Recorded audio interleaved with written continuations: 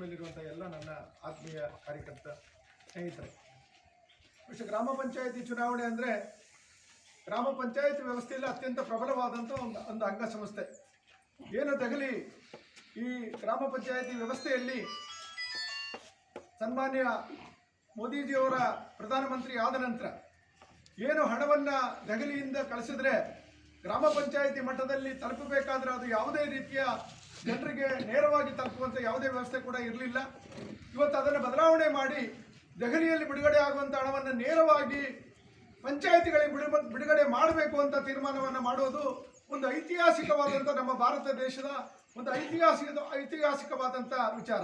ಯಾಕಂದರೆ ಇದರಲ್ಲಿ ಮಧ್ಯವರ್ತಿಗಳ ಹಾವಳಿ ಏನಿತ್ತು ಅದು ಜಿಲ್ಲಾ ಪಂಚಾಯಿತಿ ಇರ್ಬೋದು ಅಥವಾ ತಾಲೂಕು ಪಂಚಾಯಿತಿಗಳ ಮಧ್ಯೆ ಹೋಗಿ ಗ್ರಾಮ ಪಂಚಾಯಿತಿಯವರು ನಿಂತ್ಕೊಂಡು ಕೆಲಸ ಮಾಡಿಸ್ಕೊಂಡು ಬರೋದು ಸಾಧ್ಯ ಆಗ್ತಿರಲಿಲ್ಲ.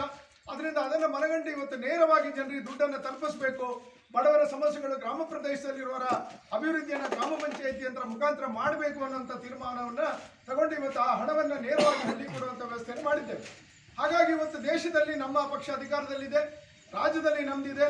ಇವತ್ತು ಪ್ರಧಾನಮಂತ್ರಿಗಳ ರೋಡ್ ಗ್ರಾಮ ಸಡಕ್ ಯೋಜನೆ ಏನು ಬಂದಿದೆ, ನಮಗೆ ಈಗಾಗಲೇ ಮೇಡಮ್ ಅವರು ಸಾಕಷ್ಟು ಅನುದಾನವನ್ನು, ಎಷ್ಟೋ ಕೋಟಿ ರೂಪಾಯಿಗಳ ಅನುದಾನವನ್ನು ನರಸಿಂಹರಾಜಪುರದಾದ್ಯಂತ ಕೊಟ್ಟಿದ್ದಾರೆ.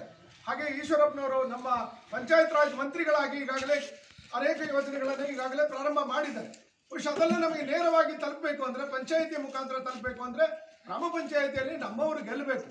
ಬಹುಶಃ ನಮಗೆ ನಮ್ಮ ನಾಯಕರಾದಂಥ ಜೀವರಾಜ್ ಅವರು ಇಲ್ಲಿರಬೇಕಾದ್ರೆ ಇದು ಅವರ ಸ್ವಕ್ಷೇತ್ರ, ನಮಗೆಲ್ಲ ಗೊತ್ತಿದೆ. ಇವತ್ತು ಏನೇ ಕೆಲಸಗಳಾಗಿದ್ರು, ಇಲ್ಲಿ ಏನಾದರೂ ಅಭಿವೃದ್ಧಿ ಆಗಿದ್ರೆ ಈ ನರಸಿಂಹರಾಜಪುರದಲ್ಲಿ ಒಂದು ಮಾದರಿ ಗ್ರಾಮ ಅಂತ ಇದ್ರೆ ಅದು ಬಡಕ್ಬೈಲು ಅಂತ ಹೇಳಲಿಕ್ಕೆ ನಾನು ಇಷ್ಟಪಡ್ತೇನೆ. ಯಾರೇ ಬರಲಿ ಅದರಲ್ಲಿ ಅವರು ಇವರು ಅಂತೇನಿಲ್ಲ. ನಮ್ಮ ಯಾರು ನೇರವಾಗಿ ಒಬ್ಬ ಸಾಮಾನ್ಯ ಜನ ಆಟೋ ರಿಕ್ಷಾದಲ್ಲೂ ನಡ್ಕೊಂಡು ಅವ್ರ ಮನೆಗೆ ಹೋದರೆ ಯಾವುದೇ ನಾಯಕರುಗಳಿಲ್ಲದೆ ನೇರವಾಗಿ ಜನಸಾಮಾನ್ಯರಿಗೆ ಸಿಗುವಂಥ ಒಂದು ವ್ಯಕ್ತಿತ್ವ ನಮ್ಮ ಈಗ ರಾಜ್ಯದ ಮಂತ್ರಿಗಳಾಗಿ ನಮ್ಮೊಟ್ಟಿಗೆ ಇರಬೇಕಾಗಿತ್ತು. ಆದರೆ ಎಲ್ಲ ಒಂದು ಕಡೆ ಸಮಯ ಸರಿ ಬರಲಿಲ್ಲ. ಆದರೆ ಈ ಗ್ರಾಮ ಪಂಚಾಯಿತಿಯ ಮುಖಾಂತರ ಈ ಚುನಾವಣೆಗಳಲ್ಲಿ ನಾವು ಇಡೀ ರಾಜ್ಯದಲ್ಲಿ ಗೆಲ್ಲುವುದರ ಮುಖಾಂತರ ಮತ್ತೆ ಮುಂದಿನ ಒಂದು ಭದ್ರ ಬುನಾದಿಯನ್ನು ನಮ್ಮ ಪಕ್ಷ ಮುಂದಿನ ಸರಿ ಕೂಡ ಗೆಲ್ಲುವಂಥ ಭದ್ರ ಬುನಾದಿಯನ್ನು ಹಾಗೂ ನಮ್ಮ ನಾಯಕರಾದಂಥ ಜೀವರಾಜ್ ಅವರಿಗೆ ರಾಜ್ಯ ಮಟ್ಟದಲ್ಲಿ ಅತ್ಯಂತ ಪ್ರಭಾವಿಯಾಗಿರುವಂಥ ವ್ಯಕ್ತಿತ್ವ ಇದೆ. ಅವರಿಗೂ ಕೂಡ ಇದು ಈ ಗೆಲುವು ಮುಂದೆ ಅವರ ಒಂದು ಸ್ಥಾನಮಾನವನ್ನು ಹೆಚ್ಚಿಸಿ ಗೌರವವನ್ನು ಹೆಚ್ಚಿಸಿ ಕೊಡುವಂಥ ಕೆಲಸ ಆಗಬೇಕು. ಹಾಗಾಗಿ ಇಲ್ಲಿ ಯಾವುದೇ ರೀತಿಯ ಯಾರೋ ಒಬ್ಬರು ಬಂದ್ಬಿಟ್ರು, ಈಗಾಗಲೇ ನಿಮಗೆ ಗೊತ್ತಿದೆ ಚುನಾವಣೆ ಬಂದು ನಿಲ್ತ್ಬಿಡ್ತಾರೆ, ಆಮೇಲೆ ಅವ್ರು ಸಿಗ್ತಾರ ಅನ್ನೋದನ್ನು ನೀವು ಆಲೋಚನೆ ಮಾಡಿ ಶ್ರೀನಾಥ್ ಅಂತ ಒಬ್ಬ ಸಾಮಾನ್ಯ ವ್ಯಕ್ತಿಯನ್ನು ಈ ಪಂಚಾಯಿತಿ ಅಧ್ಯಕ್ಷರನ್ನಾಗಿ ಮಾಡಿ ಜನಸಾಮಾನ್ಯರ ಮಧ್ಯದಲ್ಲಿ ಯಾವುದೇ ಜಾತಿ ಧರ್ಮ ಭೇದ ಭಾವಗಳಿಲ್ಲದೆ ಕೂಲಿ ಮಾಡುವವರ ಮಧ್ಯದಲ್ಲಿ ರೈತರ ಮಧ್ಯದಲ್ಲಿ ಓಡಾಡಿ ರಾತ್ರಿ ಆಗಲು ಕೆಲಸ ಮಾಡಿದಂಥ ಇತಿಹಾಸ ನಾನಂತೂ ಗಮನಿಸಿದ್ದೇನೆ. ಅಷ್ಟೊಂದು ಗ್ರಾಮ ಪಂಚಾಯಿತಿ ಮಾಡಿಕೊಂಡಿದ್ದಾರೆ. ಅವರು ಗೆದ್ದು ಬಂದರೆ ಇಲ್ಲಿ ನಾವೆಲ್ಲ ಗೆದ್ದು ಬಂದ ಹಾಗೆ ಅಂತ ನನಗೆ ಅನಿಸ್ತಾ ಇದೆ.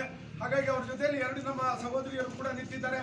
ಅವರು 3 ಜನರನ್ನು ನಾವು ಗೆಲ್ಲಿಸ್ಕೊಂಡು ಬಂದು, ನನಗೆ ಗೊತ್ತಿದ್ದಂಗೆ ನಮ್ಮ ಜೈಲ್ ಬಿಲ್ಡಿಂಗು, ರಾವೂರು, ಲಿಂಗಾಪುರ ಎಲ್ಲ ಈಗಾಗಲೇ 4 ಸೀಟುಗಳು ನಾವು ಅತ್ಯಂತ ಮುಂದೆ ನಿಂತು ಗೆಲ್ಲಿಸುವಂಥ ಕೆಲಸವನ್ನು ಮಾಡ್ತಾ ಇದ್ದೇವೆ. ಮೆಣಸೂರು ಕೂಡ ನಮಗೆ ನಮ್ಮ ಪರವಾಗಿಯೇ ಇದೆ.